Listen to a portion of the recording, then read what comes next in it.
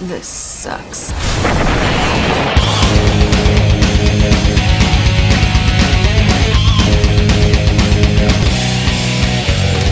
Magic man, what's in the bag? What will a dime get me now? It's been so long, I've missed you. So send me on the ride.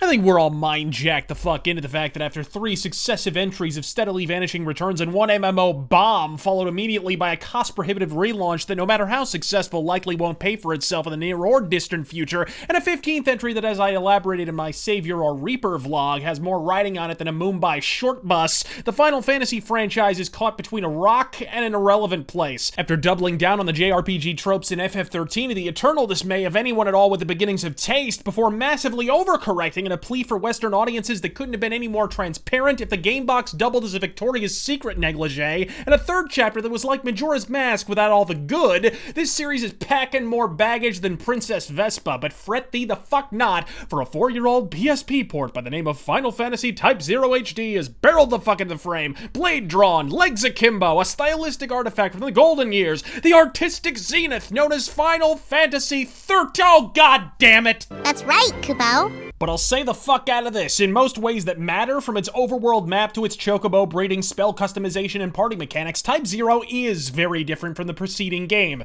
if you feel comfortable using that term to describe Final Fantasy XIII and its sequels. In contrast to its namesake, combat is a peculiar alloy of hack-and-slash, squad-based gameplay and role-playing that on the rare occasions when it actually functions properly, teeters precariously on the border of fun. Language though you must against enemies that often literally conjure from thin air a foot in front of your face, and controls that are only slightly muddier than Movie Bob's ass after a 9-hour nacho blowout. And hey, cameraman! What are you, freebasing diet pills over there? You trying to wrangle an angry badger? What are you fucking looking at? And good call on the blur filter there, Roger Deakins. Nothing compliments that coked-up San Andreas cinematography quite like a generous slathering of Vaseline across the camera lens every time an errant gust of wind moves the joystick a 15th of a degree. Playing Type-0 is a phenomenally frustrating exercise in tempered expectations. If you like hack-and-slash gameplay without the depth, or tactical military combat without all those pesky tactics, or role-playing without any actual playing of a role to get in the fucking way, then play the high-low wheel because you are in fucking luck. Like if Fire Emblem took a donkey kick to the skull, fell backwards into some Dynasty Warriors, and shit its pants, leaving Kingdom Hearts to clean up the mess. Oh, but don't leave town just yet, 5 remaining FF13 fanfucks, because at least one dollop of dog shit is still present and accounted for, that being the fact that instead of a coherent narrative, Square Enix simply take aim and fire a glossary at your skull that's roughly the thickness of Brock Lesnar's neck. And so the Milites Empire, home to the White Peristylium, invaded the neighboring dominion of Rubrum. As soon as the declaration of war was made, the Militesi main fleet swarmed into all corners of Rubrum. With all due respect, what the fuck are you talking about? What do you mean, Razorfist? It's clear as crystal. You see, the Plender Flabs have made a military incursion into Glarf while flanked by hordes of Klisterdinks, which is a clear violation of the Waffledick treaties. Why do you think the Cocktwats have retreated to Galderthas? You keep using the horde. I don't think it means what you think it means. Japan, gather around the Fukushima campfire for a moment. Hear me as I say this. Lobbing a jargon encyclopedia at our heads is not a viable substitute for story. Loading a Browning with goofy-ass made-up words and firing it indiscriminately at your audience does not make you sound like J.R.R. Tolkien, because he spent his entire adult life cultivating a living, breathing mythology. You spent 15 minutes at a board meeting with a Diet Coke and an open copy of Green Eggs and Ham, arbitrarily assigning Dr. Seuss words to random asymmetrical walking fashion plates as they dispense dialogue that redefines cringeworthy. Take a hike, yo. We only take orders from Mother. Got it?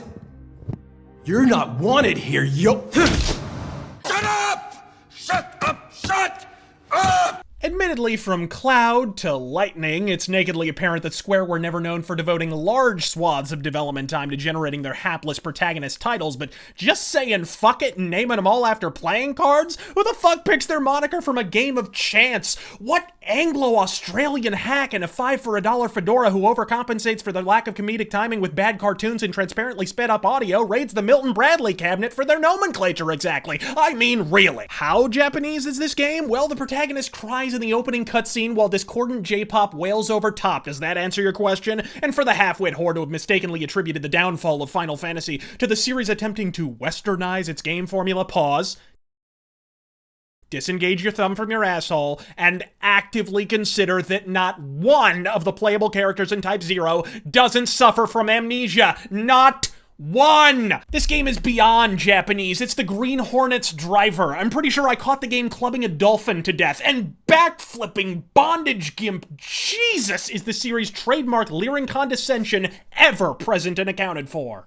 It's called a cemetery. What's a cemetery? What's a paladin? Well, it's where candy corn is made. What the fuck do you think a cemetery is? How do you reach the level of physical maturity required to qualify as a prison sentence in a skirt? How do you train your entire life as a paramilitary sailor scout without once stumbling on the concept of death in the intervening 15 years? You can transform into the Norse god of death, but you don't know where he stashes the bodies? But here's where you may need to brace yourselves on a nearby handrail, Rageaholics. Though it may well portend the apocalypse, I am about to say the following words in defense of Final Fantasy XIII.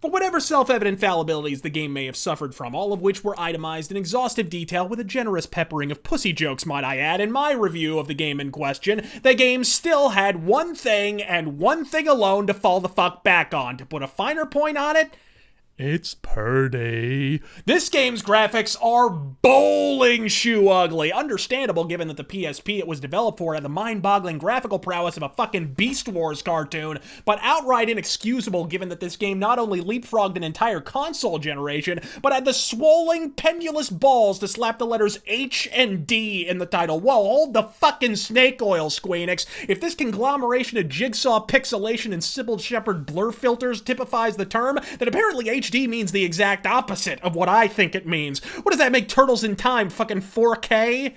And sure, if you put this game in the wider context of recent Final Fantasy releases, it comes out smelling like tulips, but rack your brain for a moment and describe something that doesn't. Go ahead, I'll wait.